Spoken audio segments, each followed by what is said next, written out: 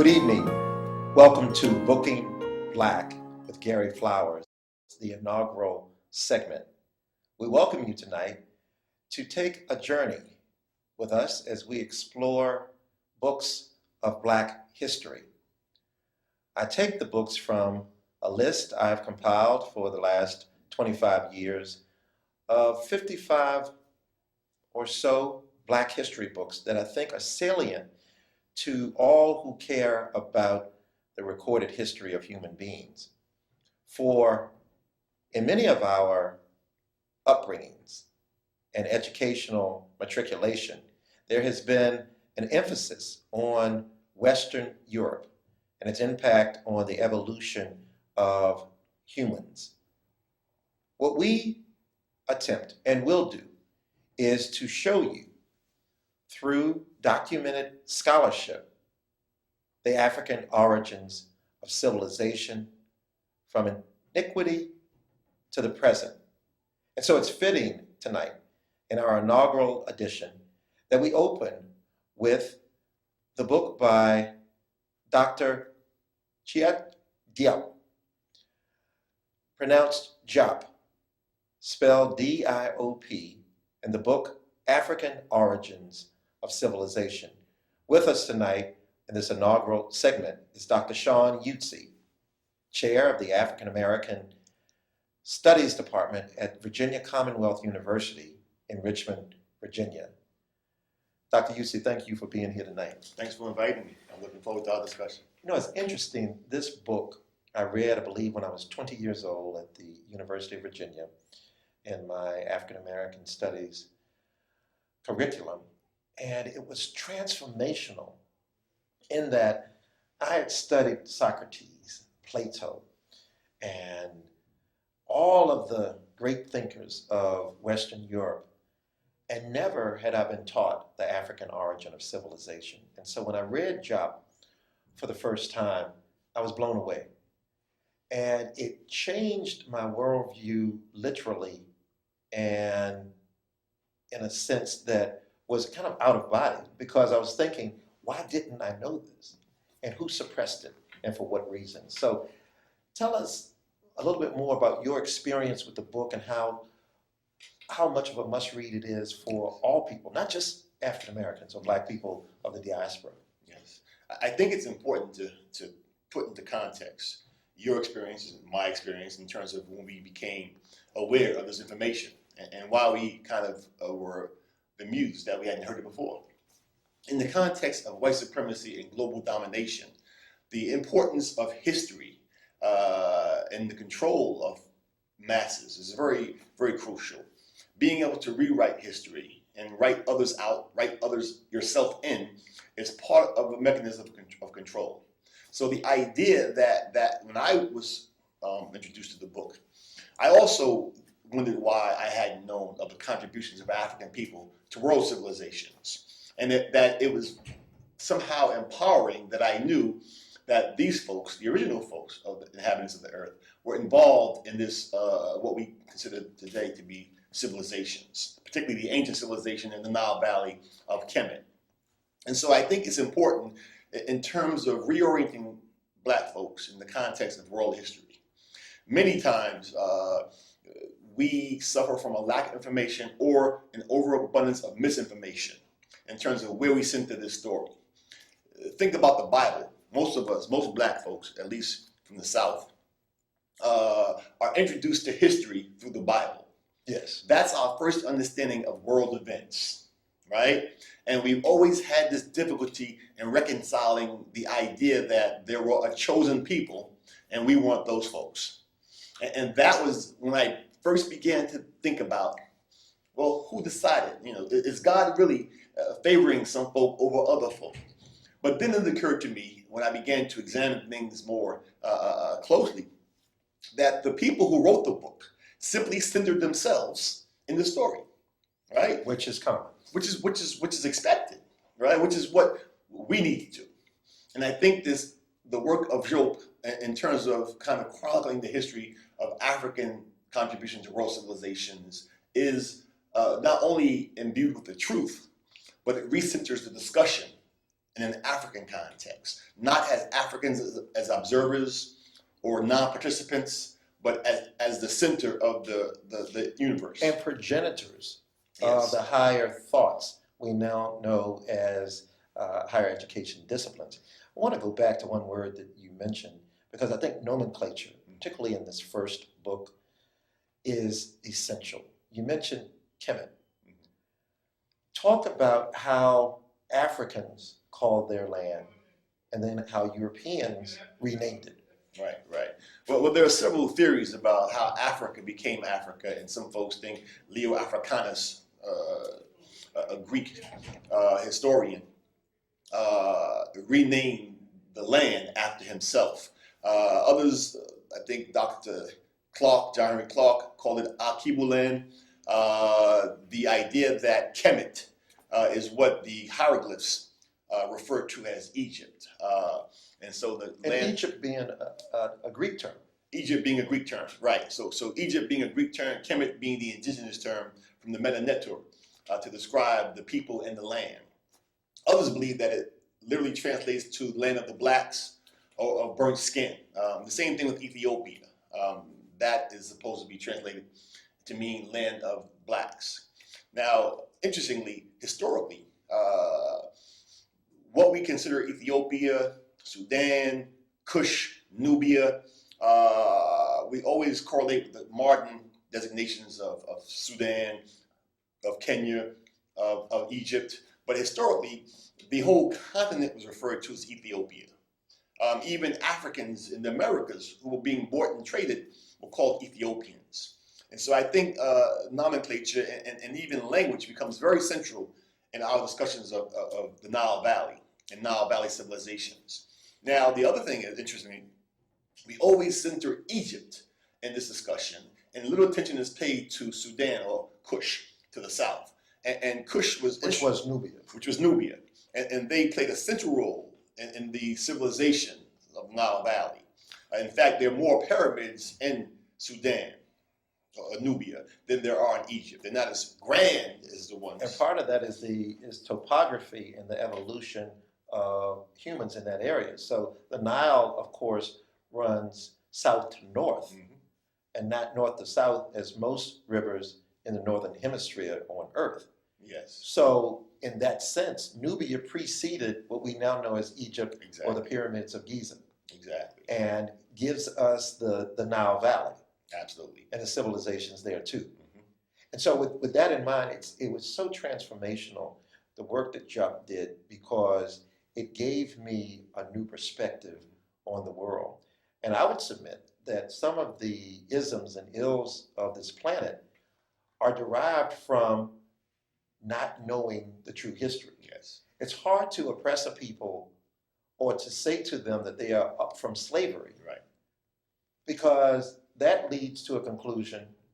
It's not as good as it should be in 2020, but it's better than it was in 1820. Right. Without looking at what it was in the dynasties. Yes. That Diop. In fact, I remember I was chair of African Studies maybe 5 years ago. We had a Black history speaker come down from Howard, Brother Greg Carr. Phenomenal brother. Phenomenal brother. Yes. And so he was talking to some of the students. This was actually it was more than 5 years ago, because it was before Obama was elected president, or right after he was elected president. And so the students were still excited with this energy, and they asked him, of course, what do you think about, our new president? And Dr. Carr made the point that because we have a tendency to begin our narrative in slavery, anything is progress. Yes. But if you look at President Obama in the context of world history, he's just a blip on the map of many, many great Africans who led empires. And so I think that was awakening in terms of our perspective. In the context of Nile Valley civilizations and the contributions of Africans to civilization, world civilization, the issue of power and dominance comes to play here. How so? A brother, Wade Nobles, psychologist. Yes, another brilliant brother. Yes, brilliant brother. He uses the definition of power as the ability to define one's own reality, right? But a step further is the ability to define one's own reality and to have others accept your reality as their own. And that's what we've been caught up in, African people. We have accepted the reality of others as our own reality, right? The reality that Africans weren't involved in world civilizations is not our reality. That's the reality of others, but we've accepted that without challenging it. And I think Diop's work is an effort to interrogate that lie, right? And to really begin African folk to think about the contributions of world civilizations. Now, I grew up in New York in the 60s and 70s. And so, in an interesting way, I was exposed to some of this thinking by the Nation of Islam, for example. The whole theory of the origins of white people yes. by virtue of Yaqub, who was the evil scientist, according to Elijah Muhammad. Yes. And the idea that there was an experiment that had gone bad when Yaqub was trying to create a superhuman, and the experiment had gone bad, and folks without melanin resulted. And so he put them on an island, and they kind of procreated. Long story short, although this theory was kind of part of a black nationalist perspective that may have been reactive, it really introduced the idea that one could create a reality and a narrative, right? And that would dictate other thinking in regards to evolution and human behavior.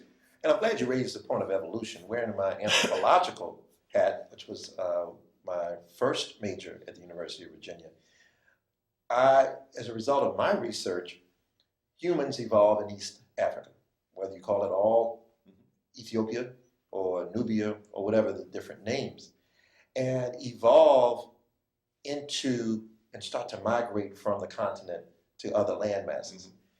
And our physiological appearance today is a result of millennia of physical adaptations to climate. Mm-hmm. So in theory, if I were to, or if we were to move to Iceland mm-hmm.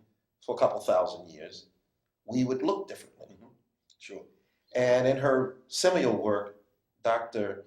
Frances Cress Welsing tells us about the theory of genetic origins. Mm-hmm. And I think all of that played into my interpretation of Diop's work. Yes. Because in mathematics, for instance, the pyramids we know either in Nubia or in Giza are mathematically sound. Mm-hmm. And yet we study in geometry the Pythagorean theorem. And my research tells me that the northern hemisphere of Earth is mathematically denoted in the pyramids of Giza 2,000 years before Pythagoras. Mm-hmm. So Diop's work once again introduces us to a new mindset. Yes. And that is not just for African descendants. That is for all of mankind. Mm-hmm. Because if humans were to consider ourselves as family, originating in what we now know as the continent of Africa, mm-hmm. there's a different discussion. If we refer to each other as brother and sister, there's a different discussion. I challenge Europeans and European Americans to tell their children and grandchildren of the African origin of civilization. And not to do so is to continue the narrative that ends in bigotry and racism. Right. And I think you're making the point that I was alluding to, that the ability of Europeans to control the narrative, right, to relabel, to rename, changes the history, yes, in the minds of those who've been written out. And then it has consequences beyond our ability to understand.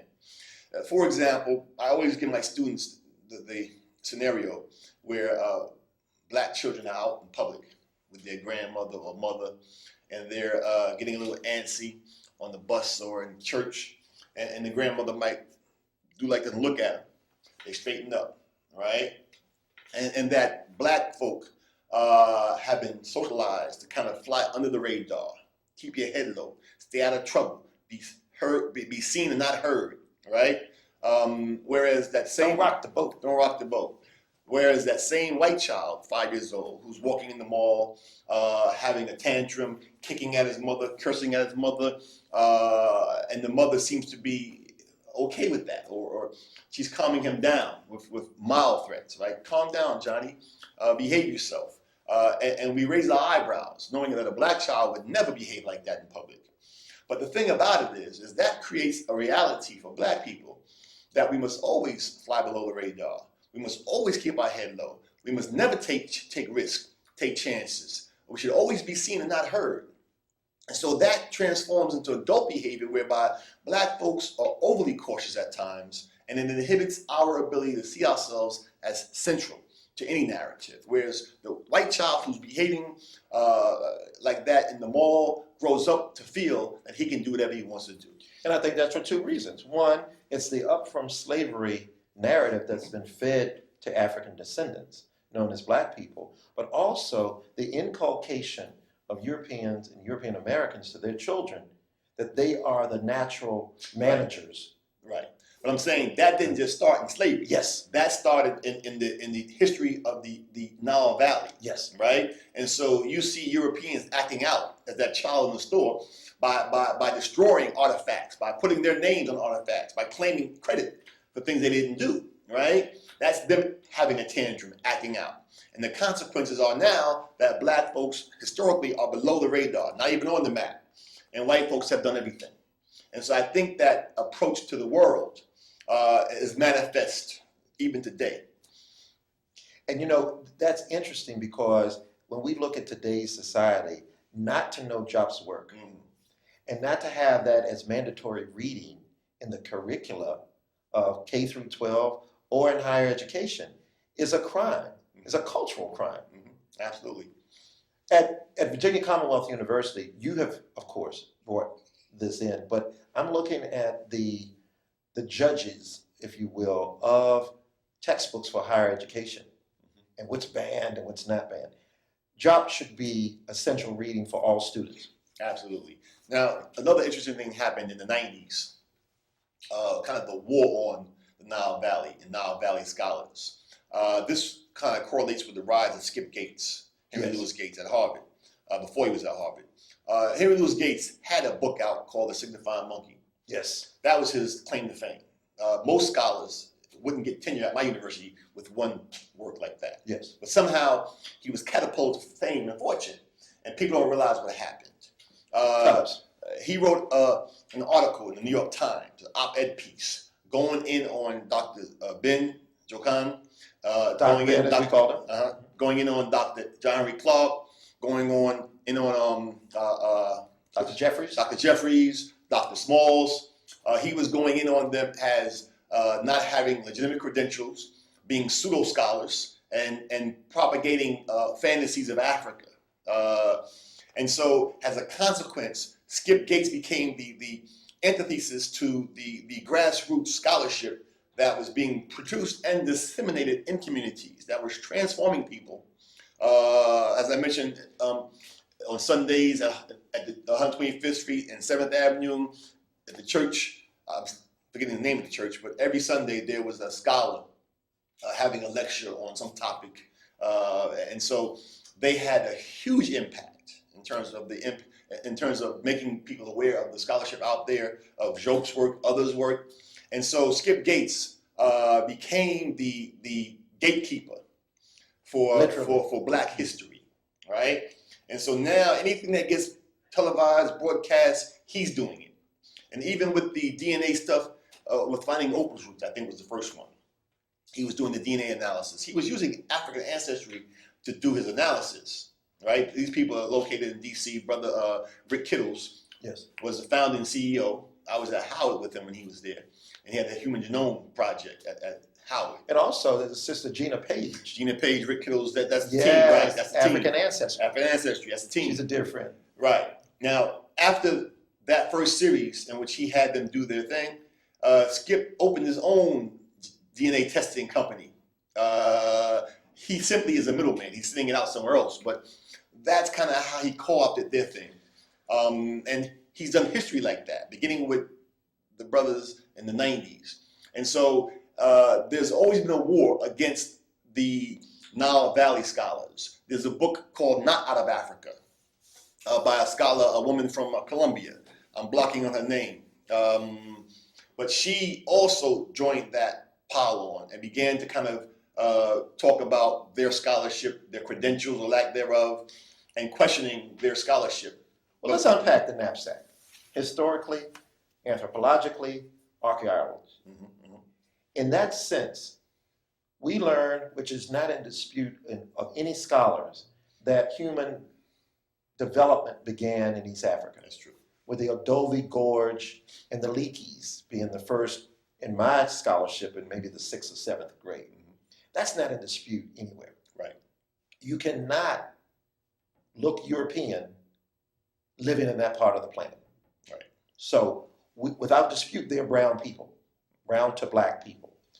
Then when we look at the scholars of Socrates and Plato and others who came after them, many of them had hidden years on the continent of Africa. And in those hidden years, they were being trained. And so with that, before we even get to the 90s and the attack on black scholars, there was already a record of this. But the Skip Gateses of the world are not new. Right. They are created. And I remember Brother Malcolm saying, be wary of any black man that gains the universal praise from Europeans. He's a dangerous man. And in a historical sense, to change the narrative is dangerous because it says to one group of people, you are inferior, and to another set of people, you are superior. And that's what Diop's work countervails. Yes.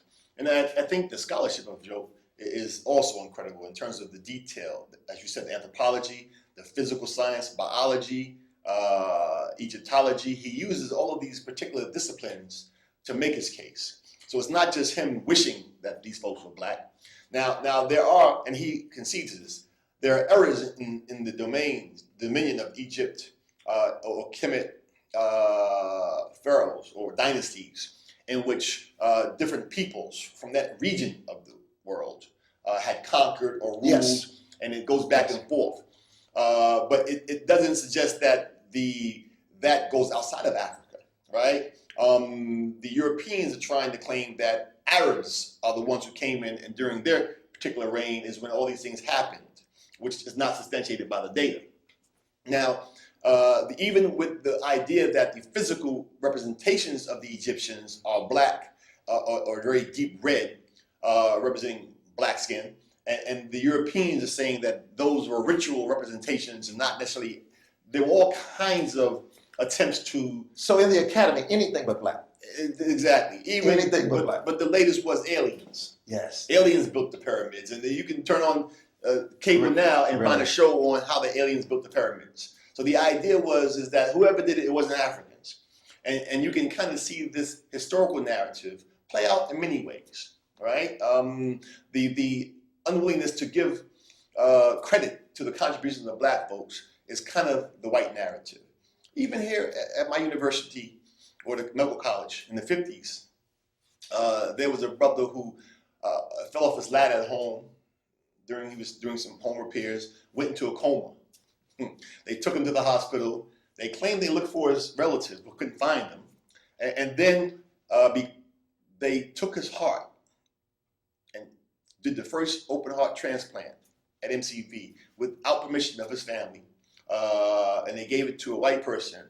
And today when they brag about the first open heart surgery happened here, they don't even mention the brother's name. And that is our job to go forward. And that's also another booking with Black with Gary Flowers. But let's go back to the scholarship and the physical evidence of the hatred of Africans and just their physical look. Right. Many of the tombs, many of the colossal monuments were stripped of their broad noses. Yes. Beginning with the Sphinx. Yes. At Giza and Luxor, Timbuktu, and other places on the other side of the continent. I remember vividly, about 10 years ago, I was in Washington, D.C. It was a new exhibit at the Smithsonian on Egypt.